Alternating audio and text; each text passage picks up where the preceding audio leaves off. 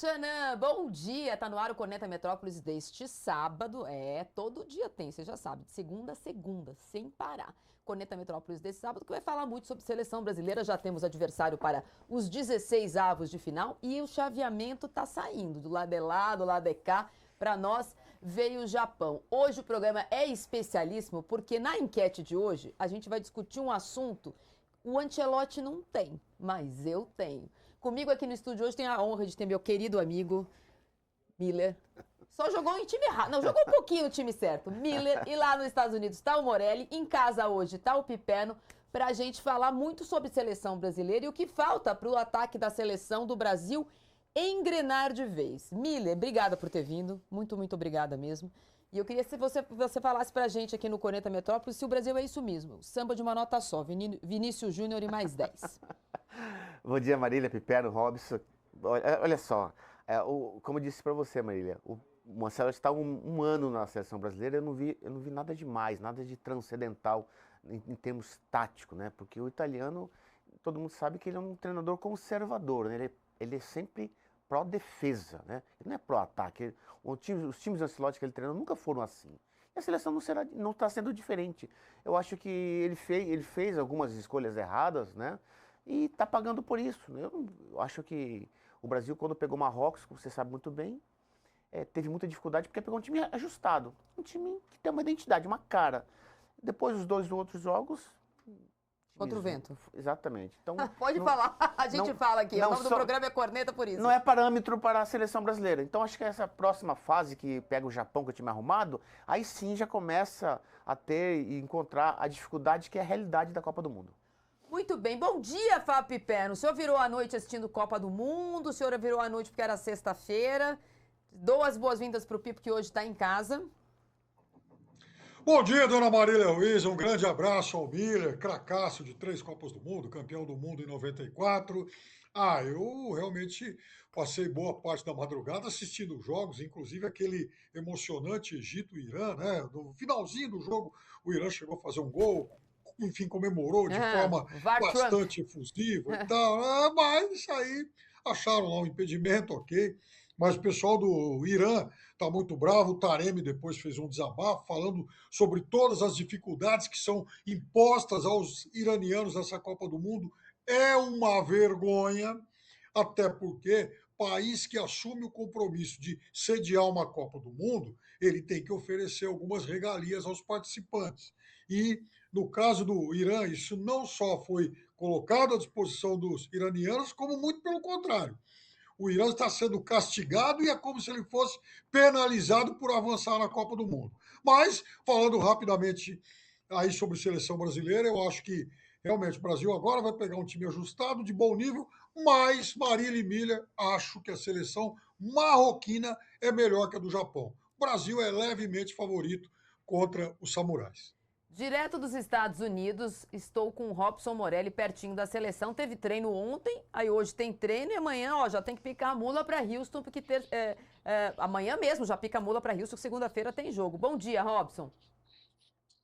Bom dia, Marília. Bom dia, Piperno. Bom dia, Miller. Prazer estar com você aqui. Miller, que pode falar muito de seleção brasileira, que pode falar muito desse ataque, mas também do meio de campo e do setor defensivo. Eu queria perguntar para ele justamente isso. Eu queria saber dele qual que é o setor mais frágil da seleção brasileira, mas depois você pode responder, Miller. Olha só, o treino foi um engano que eu gosto, né? O treino que a imprensa participa da seleção brasileira é lá longe, os jogadores ficam lá longe, nem todos sobem para ver o que está acontecendo no gramado, alguns ficam na academia e fica aquele bobinho, aquele toque de bola, aquela corridinha que o Miller conhece no começo do aquecimento, que todo mundo faz. Então, a partir no período da tarde, talvez, nas conversas, talvez o Ancelotti tenha mostrado alguma coisa para os jogadores sobre o Japão. Agora, eu concordo muito com o Miller quando ele fala que a seleção brasileira não tem nada, absolutamente nada de novidade, de diferente. É um time previsível, é um time que faz o arroz com feijão e é um time que tem o Vini Júnior pela esquerda. E agora talvez tenha o Ryan pela direita. O Ryan ainda não jogou tudo que sabe, ainda não foi aquele jogador explosivo pro ataque, carregando a bola. O Miller fazia muito isso também. Mas pode ser uma nova cara dessa seleção pelo lado direito. Mas até agora, a seleção é um arroz com feijão, muito comunzinho, viu, gente? Olha só, quem tá com a gente na internet... Ah, tô na aberta agora, falaram fechada, mas eu tô na aberta.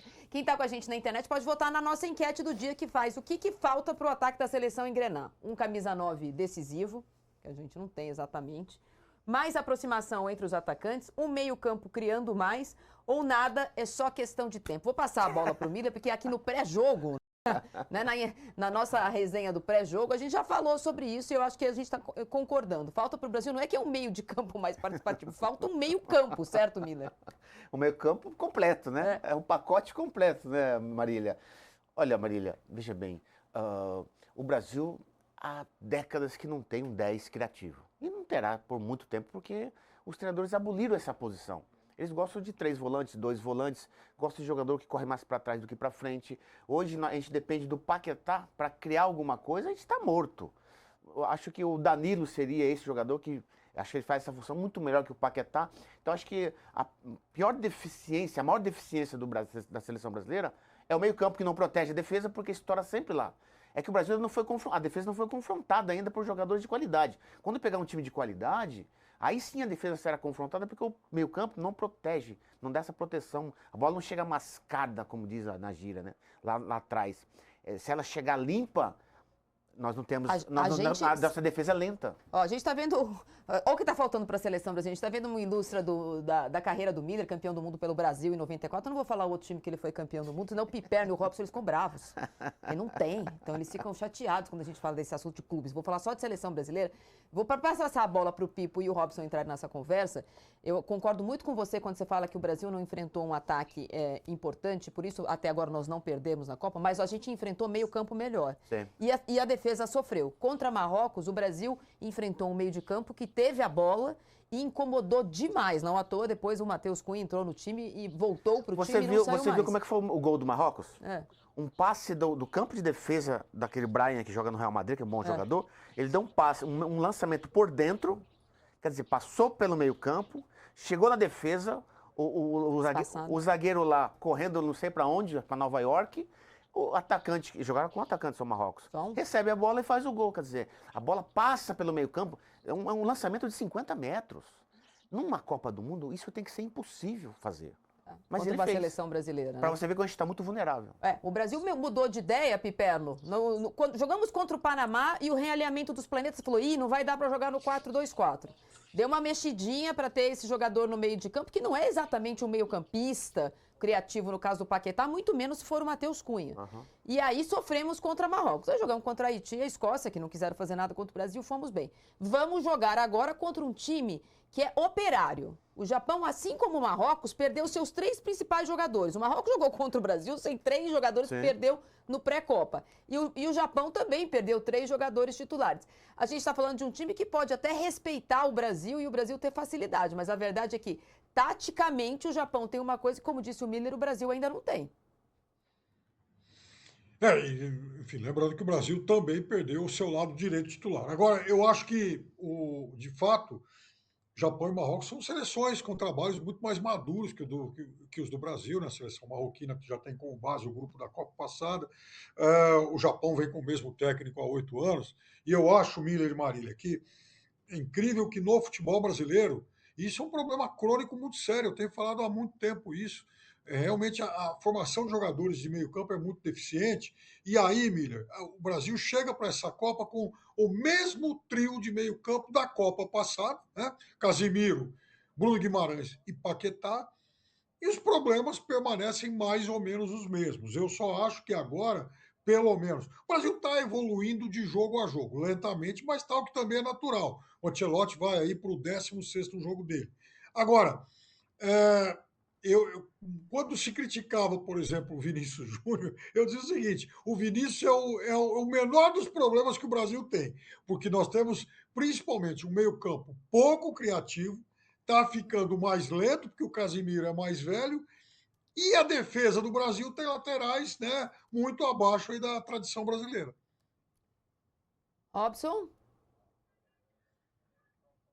Brasil não tem esse campo e o Brasil precisa ter esse meio de campo, sobretudo quando tiver uma situação que não enfrentou ainda nessa Copa do Mundo. Se o Brasil ficar encaixotado numa marcação, ficar encaixotado, por exemplo, nos 4 defensores e 4 meio-campistas, às vezes 5, às vezes 3 do Japão, qual é a alternativa do Brasil para sair dessa marcação, para sair desse encaixotamento de meio de campo? Não tem. O Casemiro não é esse cara, o Bruno Guimarães está muito tímido do meu modo de ver na seleção brasileira, ele melhorou um pouquinho contra a Escócia, saiu um pouquinho, deu alguns passinhos para frente, mas ele ainda está muito tímido e o Paquetá está fazendo uma função muito burocrática. O Paquetá está do lado esquerdo para evitar que o Vinícius se desgaste na marcação. Então ele faz aquele trabalho. E quem está correndo mais, se movimentando mais, dando mais opção, é o Matheus Cunha. Praticamente é o único que faz isso ali no meio de campo e tenta se deslocar. Então, se o Brasil ficar encaixotado, o Brasil tem que ter uma saída. É isso que a gente não viu ainda, Miller, desse time da seleção brasileira. Não foi testado, eu também acho que não foi testado. O primeiro teste foram os 45 minutos contra Marrocos, e eu acho que a gente repetiu no teste. A gente ficou para trás no teste. E nas outras partidas ganhou de ninguém, né? Ganhou de galinhas mortas e fez a sua classificação. Agora, o Japão oferece mais coisas. O Japão oferece melhor entrosamento, melhor toque de bola, um pouquinho mais, talvez, de velocidade, jogos abertos, né, pelas pontas, pelas laterais, e o Brasil vai ter que se acertar. O Brasil está muito estático, no meu modo de ver. Os laterais, o Douglas Santos até que está saindo um pouquinho mais. O Danilo vai ficar como marcador e o meio de campo está paradão, com o Vini e com o Ryan se deslocando um pouquinho mais ao lado do Matheus Cunha. O que você acha, Miller? Miller, do primeiro... A gente tem 2 coisas boas nessa Copa. O primeiro tempo contra o Haiti e o primeiro tempo contra a Escócia. Uhum. Se repetir, eu acho que ganha do Japão. A questão é que não conseguimos repetir nem no mesmo jogo. O segundo tempo contra o Haiti foi ruim. Sim. E o segundo tempo contra a Escócia foi morno. Olha, Marília, vai pegar o Japão, como você sabe, um time pronto. O Japão centraliza muito as suas jogadas porque não tem o tal do jogador de beirada. O Japão não tem individualidade. O Japão é um time corporativo. Uhum. O Brasil não tem um time. Depende de individualidade. Isso. Que é o Vinícius Júnior. E o Japão já sabe disso. Só que tem uma diferença. O jogador japonês, ele é um time jovem. O japonês tem muita força física e velocidade nesses 5 metros quadrados que é o meio campo, quando você fica na dinâmica de jogo. E isso que a seleção não tem. Então, o Japão... É bem verdade que no segundo tempo é um time que cansa bastante. Então, acho por conta do calor. Se a seleção brasileira fizer o resultado no primeiro tempo, encontrará facilidade no segundo tempo. Agora, se não fizer no primeiro tempo, será mais difícil, porque a seleção japonesa corre muito. Eles não têm individualidade, não têm criatividade. Eles não desistem do jogo também, né? Porque Porque a gente viu o Japão saindo atrás eles estrearam contra a Holanda na Copa do Mundo. E, na teoria, a camisa da Holanda é muito mais pesada. Saíram atrás e empataram. Tomaram 2-1 e eles não desistem do jogo. E eu acho que essa é uma vantagem do Japão sobre o Brasil, que é a inteligência emocional. Se o Brasil tomou do Marrocos, aconteceu ali um certo tremor, porque as pessoas ficam com medo de perder o jogo, de ser eliminado. O Japão joga sem essa pressão. Você pode ver que numa bola dividida, eles sempre chegam primeiro por conta dessa força, dessa explosão em 5 metros.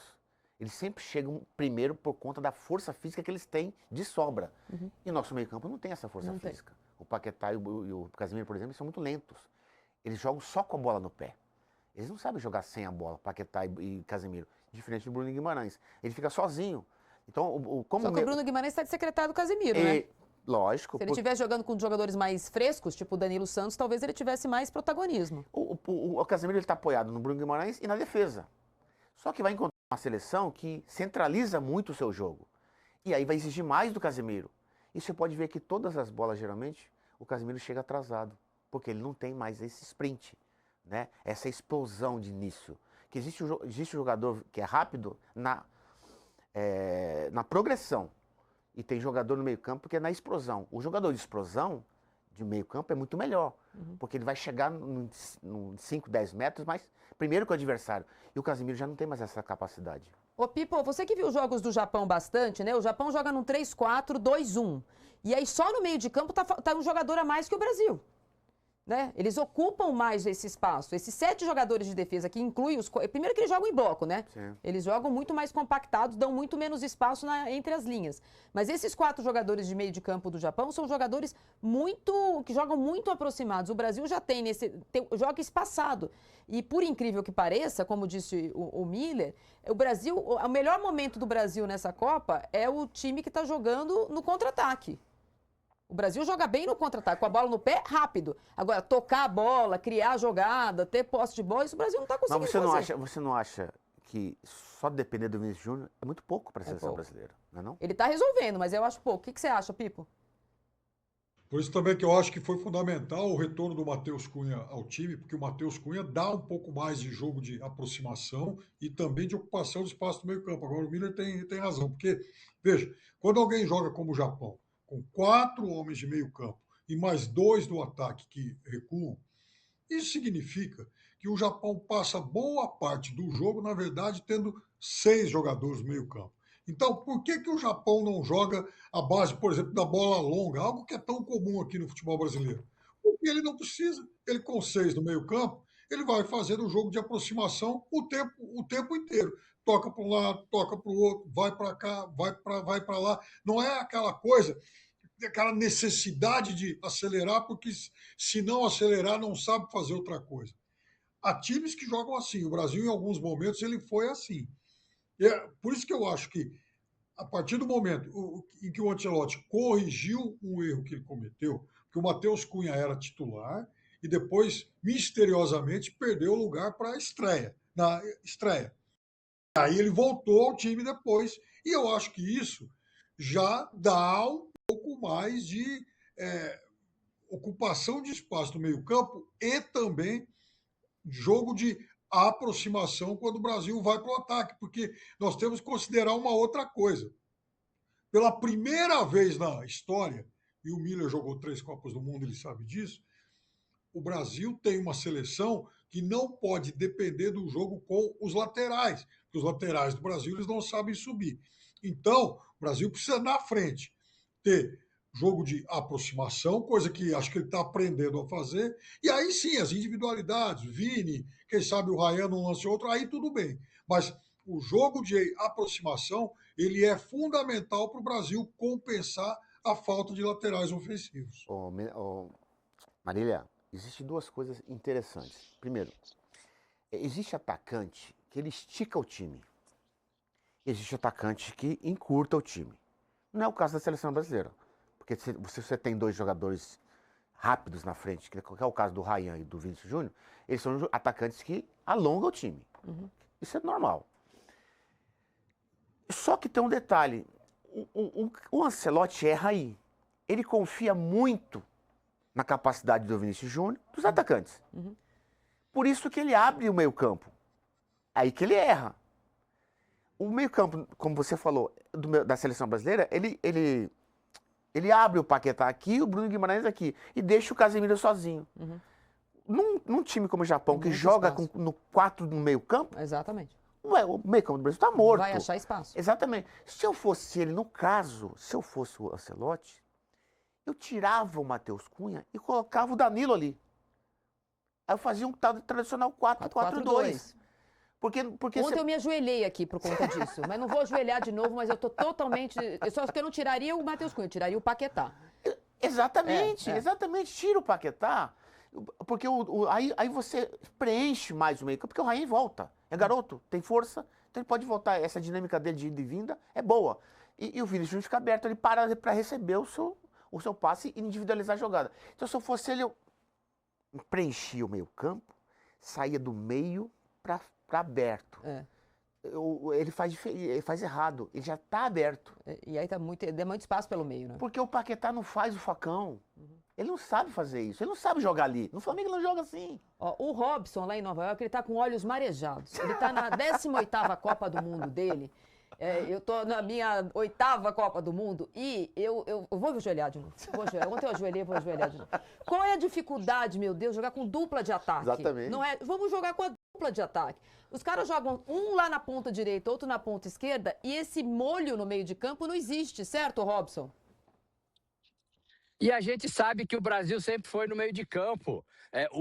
Essa descrição que o Miller e o Piperno deram do Japão no meio de campo me lembrou o Brasil do passado. O Brasil que ficava tocando a bola, esperando o momento certo, ia para a direita, para a esquerda, para o meio, sabe? O Brasil que fazia isso. Hoje a gente está falando que o Japão faz e o Brasil tem dificuldades de fazer. Olha que absurdo isso, olha que absurdo isso. Esse corredor que o Miller falou, ele está aberto, gente. Ele aconteceu contra Marrocos, esse que o Miller falou pelo meio, essa avenida principal pelo meio, ele continua aberto. Ele aconteceu contra Marrocos e só não aconteceu nas duas outras partidas porque eram adversários mais fracos, ruins tecnicamente também. Mas contra o Japão ele pode acontecer. E se o Brasil passar do Japão, mais para frente pode acontecer também. Uma coisa é certa, já está todo mundo de olho na seleção brasileira. A seleção começou mais ou menos, mas o Vini fez com que todo mundo olhasse para a seleção brasileira.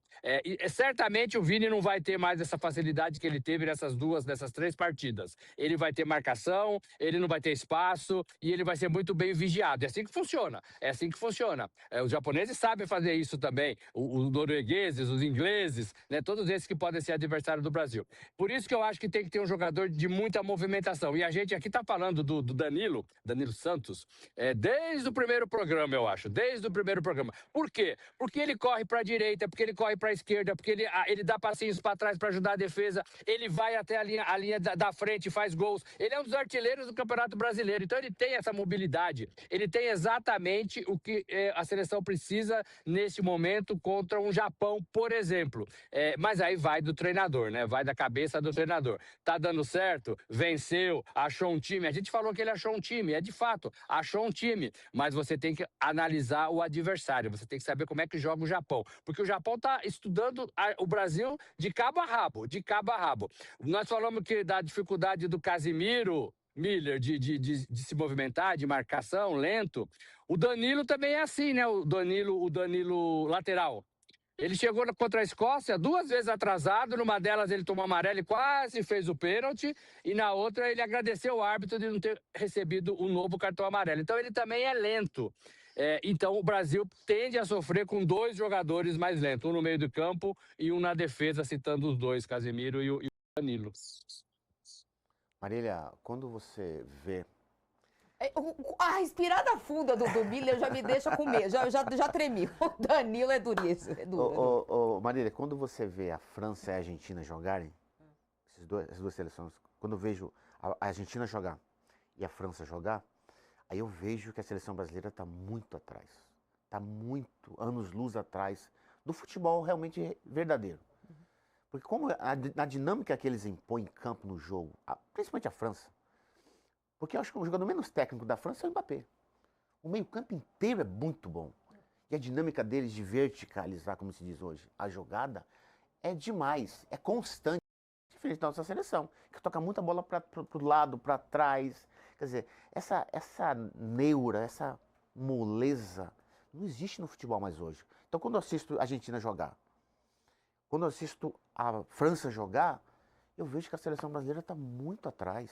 Muito atrás. Então a gente está dizendo aqui, Marília, a gente está dizendo aqui, será que o Brasil vai passar pelo Japão? É duro, é puxar. Mas é bom lembrar também que mesmo sem o Ancelotti, nas últimas 2 Copas nós fomos eliminados por seleções fracas. Era a melhor seleção belga de todos os tempos. Não chegou na final. Não chegou, era boa. Só tinha seleção... 2 jogadores. E naquela ocasião, a gente também estava falando aqui antes do programa começar, o Tite, considerado o melhor técnico do Brasil naquela época, tomou um banho do Roberto Fernandes no primeiro tempo. Foi 2, mas podia ter sido mais. E na Copa passada, de novo com o Tite, o Brasil foi eliminado por uma Croácia envelhecida, que no jogo seguinte tomou 3 da Argentina, porque a Argentina parou de jogar. Foi dizimada pela Argentina e nós empatamos na prorrogação e fomos para os pênaltis. Mas olha só, Piperno, o Pipo está estudando o Japão desde que a gente perdeu aquele amistoso. Ele não se conformou. E aí tem uma diferença também. Você falou, quando a gente vê a Argentina jogar e a França jogar, a gente lembra de técnicos que estão há algum tempo nas 2 seleções. O técnico do Japão, o Moriyasu, também está há 7 anos, com tropeços ali na Copa Asiática, foi eliminado uma vez pelo Irã, mas é um cara que está construindo uma história dele na seleção japonesa. Tem um pré-Copa excelente, ganhou da Inglaterra na Inglaterra, ganhou do Brasil era um Brasil muito diferente, mas ganhou do Brasil de virada. E a seleção do Japão, Piperno, não é mais o que a gente achava na era pré-Zico. Tem o cara que joga no Crystal Palace. A gente vai colocar o Ryan falando, o Brasil pode desconhecer, mas os caras são conhecidos. Isso porque perdeu o Endo, que joga na Inglaterra também. O Japão não é mais tão facito assim, Piperno. O Coringão teria dificuldade.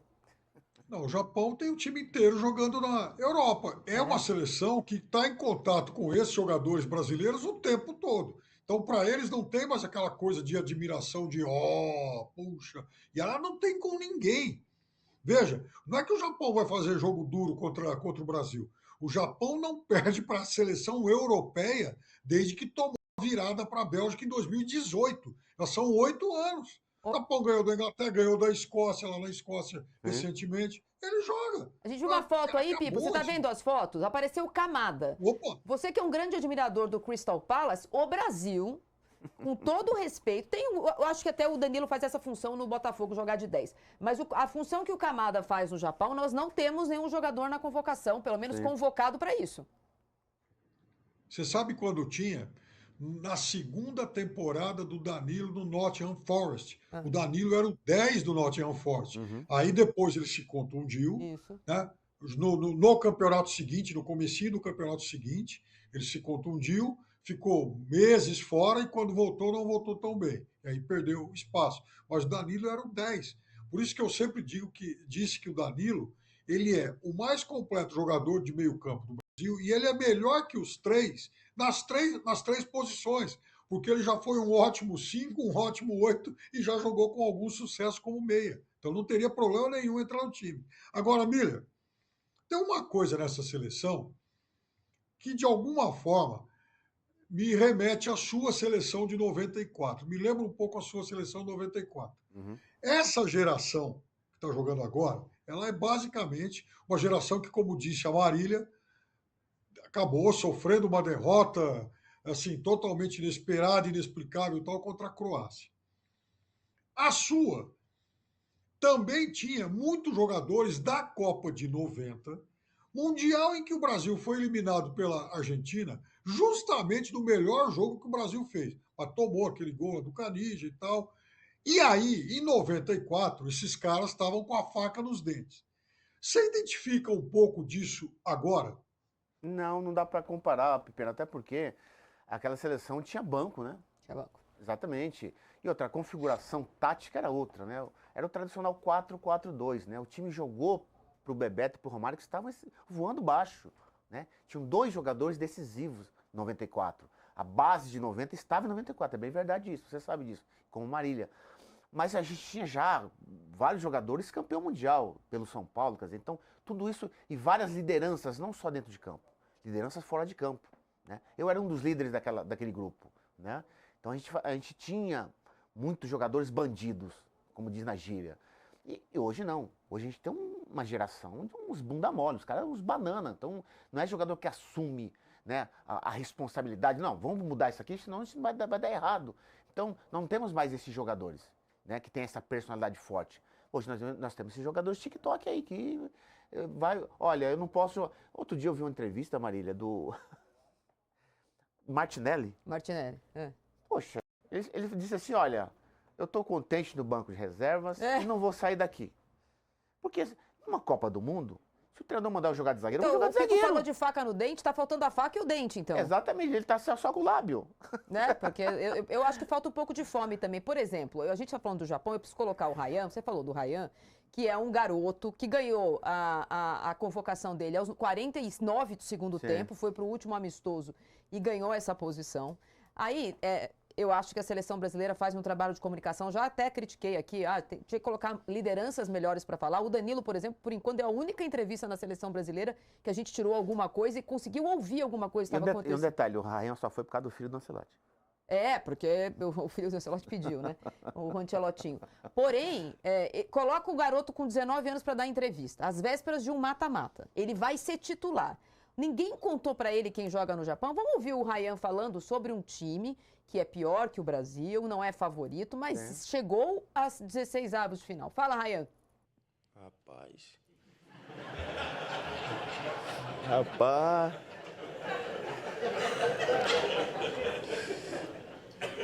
Te falar que eu não sei qual que é o jogador mais perigoso dele, não. Só olhando o vídeo mesmo.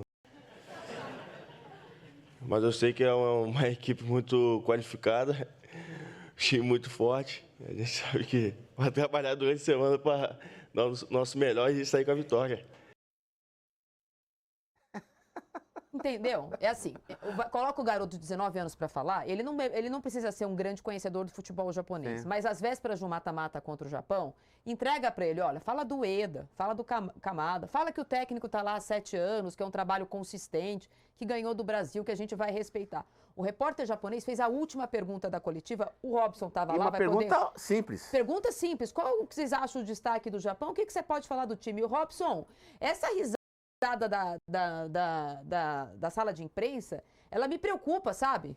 Porque eu já fui repórter de fazer isso, e o meu irmão estava lá também ontem. A hora que ele respondeu que ele não sabe nada do Japão, um olhou pra cara do outro e falou, temos matéria. Como que não sabe nada? É engraçadinha, mas é péssima, né? É péssimo. É péssima essa resposta. E é péssimo o sorriso também, a brincadeirinha do jornalista, da gente, né, que estava lá, porque é um desconhecimento generalizado da seleção brasileira. E não é o Ryan, não, viu, gente? Se tivesse qualquer outro ali, talvez responderia a mesma coisa. O jogador de hoje come muito na mão do treinador. Se o treinador não mostrar o vídeo, se o treinador não apontar qualidades, defeitos. E a pergunta do jornalista japonês era exatamente essa. Pontos fortes, pontos fracos do Japão, o que você sabe disso? Ele não sabe absolutamente nada. Faltam dois dias para o jogo. E não é só o Ryan. O Ryan ainda é um menino que vai aprender certamente depois dessa resposta. Mas aí tem o trabalho da assessoria, tem o trabalho da comissão técnica, tem o trabalho dos jogadores mais velhos, tem o trabalho dos caras que dão conselhos. O Miller falou que era um líder daquele time. De 94, então certamente caberia a ele também falar, olha, vem cá, moleque, você vai falar isso aqui, você cuidado com isso, você fala isso, o Japão é assim, é assado, tem esse jogador assim, você pode falar isso se te perguntarem. Ele foi totalmente despreparado, além das respostas curtas, padrão, que você não tirava quase nada, e aí também no nervosismo, está numa Copa do Mundo, está enfrentando ali 500 jornalistas tentando perguntar, eu acho que tudo isso inibe, é verdade, um garoto de 19 anos. Mas a seleção precisa amadurecer nesse sentido. A seleção precisa formar os seus jogadores numa Copa do Mundo. Saber quem é a Holanda, saber quem é o Japão, saber quem é a Noruega, saber quem é a Inglaterra. O Zagallo, em 74, falou isso e se deu mal, né? O grande Zagallo. Não, a Holanda tem que se preocupar com a gente. E tomou um vareio de bola. Pediu, pelo amor de Deus, para os holandeses pararem de correr para não fazer mais gols. Então, assim, isso é uma falta de respeito também, viu, gente? Isso é uma falta de respeito. O repórter japonês ficou ali meio sem graça, sorriu, agradeceu porque fez uma pergunta, mas foi péssimo para a imagem da seleção brasileira. E não é só o Ryan. Todo mundo, todo jogador depende muito desses vídeos que são passados e eles não sabem absolutamente nada do que está acontecendo fora ali o métier de vestiário, de quarto, de bicicleta, de mídia. Ô, Miller, na Copa de 90 do Ryan, mas a gente tinha naquela seleção, por exemplo, o Ronaldo, né? Começando um garoto. Qual era a chance, com todo o respeito do Parreira, colocar o Ronaldo para falar com todo mundo na véspera de um mata-mata? Tudo bem, o Ryan virou titular e o Ronaldo não seria. Sim. Mas a verdade é que um garoto que acabou de pisar na Inglaterra, nem os jogadores do Japão que jogam na Inglaterra parece que ele conhece, também acabou de ir pro Bournemouth. Mas a verdade é que só não ficou pior porque ele é muito jovem. Sim. Mas eu tenho a impressão que se perguntasse pro Bruno Guimarães, se perguntasse para outro jogador, a resposta seria igual. Eu vou fazer um paralelo aqui, Marília, é o seguinte. Com o Dorival, quando estava no Corinthians, ele estava sentado lá num dia de folga, o Banguzinho estava treinando, assim, um jogo treino, tá? Com o Sub-20, tá? Aí ele falou, quem é aquele garoto ali? Você sabe de quem eu estou falando? É o André, mas então é para negociar. Tá largado? Dá esse largado aqui que eu vou aproveitar ele. Isso é um tapa na cara como fala? Analista de desempenho. Cadê o analista de desempenho nessa hora? Cadê, no caso do Ryan, a mesma coisa. Cadê a assessoria de imprensa? Já dá. Olha, quando você vê um jogador argentino, da seleção argentina, dar entrevista, primeira coisa, ele sabe falar. Já falam 3, 4 idiomas. Sabem se expressar. E conhece o adversário. Isso é uma coisa básica de qualquer jogador de Copa do Mundo. Qualquer jogador. o assessor de imprensa que devia respaldá-lo. Olha, você vai, se surgir uma pergunta do Japão, olha, o principal jogador, esse é o Kamada, etc, tal, o O treinador Eda, atacante. Exatamente. Admiro o atacante do Japão. Isso, é um atacante time que tem uma identidade já de 7 anos, um treinador já está há muito tempo. Você vai com esse mínimo, né? com esse mínimo, com esse beabá para entrevista. Ponto. Se é o Vanderlei, o técnico do Japão, já põe a frase no vestiário, Exatamente. Né? Não conhece a gente, vão conhecer. A assessoria de imprensa da CBF nesse ponto é fraca. Nesse caso é. Vamos ouvir o Ryan, porque assim, com tudo isso nós temos que ganhar. E Exatamente. depende do Vinícius Júnior, tem dependido nessa Copa, nosso artilheiro na Copa do Mundo, já ganhou 2 vezes melhor em campo, salvou o empate contra o Marrocos, foi melhor contra o Haiti, né, ajudando, inclusive, foi garçom do Matheus Cunha, e no último jogo apareceu de novo muito bem. A gente vai o Ryan falando sobre essa possibilidade dele ser, quem sabe, o herói do fazer gol em um mata de Copa do Mundo. Vamos ouvir. Sim, é um momento que eu acho que o gol vai sair com naturalidade. Acho que eu trabalho em prol ao grupo, que é ajudar meus companheiros na parte defensiva, ofensiva. Acho que o gol vai sair com naturalidade, mas eu trabalho isso sim. Durante a semana eu trabalho muitas finalização, perto do gol, longe do gol. Mas como eu falei, vai sair com naturalidade quando sair, vai ser um gol especial. Naturalidade se a chuva cair. É uma naturalidade da natureza. Aí é a natureza.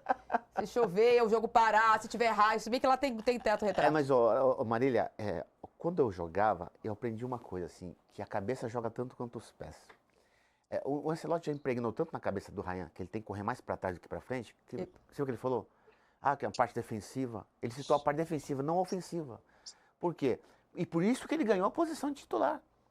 Porque ele corre mais para trás, ajuda mais do que o Luiz Henrique. O Luiz Henrique é um jogador com bola no pé e para frente. Ele é meio desligadão, bem verdade. Tem que ficar pilhando ele, como o Pita no São Paulo dos anos 80. Tinha que pilhar ele para ele acender e dar os seus lampejos de gênio. Então, o Luiz Henrique é assim. Por isso que o Ryan ganhou a posição. Porque ele é mais dinâmico, ele acelera mais o seu jogo do que o Luiz Henrique. Robson, people? Gente, eu concordo muito com o que o Mila acabou de falar, porque eu também percebi isso. Um atacante ponta direita, a primeira frase dele sobre o que ele fez no campo foi defensivamente. Eu voltei defensivamente, eu ajudei defensivamente. O Danilo falou isso dele também. Ele ajudou muito defensivamente. O cara é ponta direita, Miller. O cara é ponta direita. E o cara se preocupa em defender, em fechar o lado. Eu acho que tem que marcar, eu acho que tem que ajudar marcando, tem que voltar marcando, mas o atacante não pode falar que a principal função dele é defensiva. Isso tem a ver com o treinador, isso tem a ver com a tática de um treinador italiano, que é muito mais defensiva do que ofensiva. E ele falou isso várias vezes. O Ancelotti não esconde isso. Ele falou que ele vai privilegiar a defesa, porque ele acha que o jogo se ganha na defesa, porque ele sabe que os homens de frente dele vão tentar resolver e vão resolver, como tem acontecido. Mas um atacante não pode falar. Primeira coisa, primeira função, primeiro destaque, a minha participação defensiva. E ele falou um outro detalhe, não sei se a gente vai ouvir esse trecho, mas ele falou que ele é na direita o que o Vinícius está sendo. Ele assumiu a posição de titular da seleção brasileira e ele talvez mostre um pouquinho mais nesse jogo contra o Japão. Olha, eu acho que eu vi várias versões do Ancelotti, por exemplo, do Real Madrid foi bem diferente daquela do Milan lá atrás, 20 anos atrás, né? 23 anos atrás, quando ele foi campeão europeu nos pênaltis contra a Juventus de Turim. Foi o time do Kaká, o primeiro time do Kaká. E naquela decisão por pênaltis, o Dida ia quase na linha da pequena área lá para defender pênalti e tal. Enfim, mas aquele time era um time que tinha uma defesa espetacular, né? Nossa Senhora. Baresi, Maldini, enfim, aqueles caras todos era muito difícil de fazer gol, obviamente, ainda mais o Dida, né? O Cafu, enfim. Mas veja, o último Real Madrid dele, campeão, era um Real Madrid de transição. Time que saía rápido, se fechava, saía rápido. Eu acho que esse Real Madrid talvez seja o espelho que ele queira adotar agora, até porque, como ele não teve muito tempo para ficar com esses caras e fazer algo mais sofisticado lá atrás, Provavelmente ele tenha entendido que esse seja o caminho mais curto para fazer um time competitivo. Eu acho que o Brasil vai evoluindo a cada jogo. Eu acho que o Brasil vai ter um time competitivo. Agora, tirando isso, essa história do Ryan, de que não conhece o Japão, isso só reforça a minha convicção e, assim, um pé atrás que eu tenho em relação a esse grupo de jogadores. Porque o Miller falou da história do TikTok e está muito certo. A gente tem uma geração de seleção TikToker, né? Porque, veja, hoje, qual seria a obrigação de um jogador que está na Copa do Mundo? Joãozinho, é o seguinte: o nosso grupo vai cruzar com o grupo de lá, o grupo que tem Holanda e Japão. Então, hoje, vocês têm uma pilha de canais de streaming, de recursos de YouTube e tal, para vocês assistirem todos os jogos da Copa. Então é o seguinte: lição de casa para todos vocês. Vocês vão assistir todos os jogos do outro grupo, especialmente os de Holanda, Japão e Suécia, que podem ser os nossos adversários. Não custa muito. À noite, quando você não estiver fazendo nada lá e tal, porque afinal de contas ninguém vai para balada mesmo. Então, para passar o tempo, assiste o jogo de quem vai ser o nosso rival. Até para que vocês saibam que a zaga deles não é muito boa, o goleiro é inseguro, tem dificuldade para sair do gol. Então você pode cruzar a bola na área de vez em quando. Eles têm um atacante driblador que entra em todo segundo tempo, o Júnior Ito. Eles têm o Maeda e o Eder, que são dois jogadores muito bons. O Tanaka é o cara que controla o jogo no meio-campo. Então o jogador tem que saber isso. Veja, é obrigação. Então eu fiquei muito incomodado naquele dia que eles foram reclamar, porque a gente só ficou sabendo quem ia jogar no dia do jogo. Dane-se, o cara está numa Copa do Mundo, o cara tem que estar preparado para jogar a qualquer momento. Que história é essa? Quer dizer que o técnico tem que bater na porta lá às 8 da noite. Ô, meu amor, você vai jogar amanhã? Não é assim. Mas o jogador brasileiro reage assim. O jogador brasileiro precisa crescer profissionalmente nesse sentido. Então, esse negócio, ele é um menino, é verdade, ele poderia ter sido muito mais bem preparado para outras respostas. Agora, tudo que ele não pode dizer é que ele não sabe nada do outro time. E aí eu concordo com vocês. Eu aposto que ele não é a exceção. Aposto que pouquíssimos jogadores no Brasil tiveram o cuidado de assistir os jogos de Holanda e Japão. Ô, Mili, a verdade é o seguinte, é o que a gente tem. Agora é o que a gente tem. E, na verdade, a gente tem, como eu brinquei aqui no começo do programa, um Vini Futebol Clube.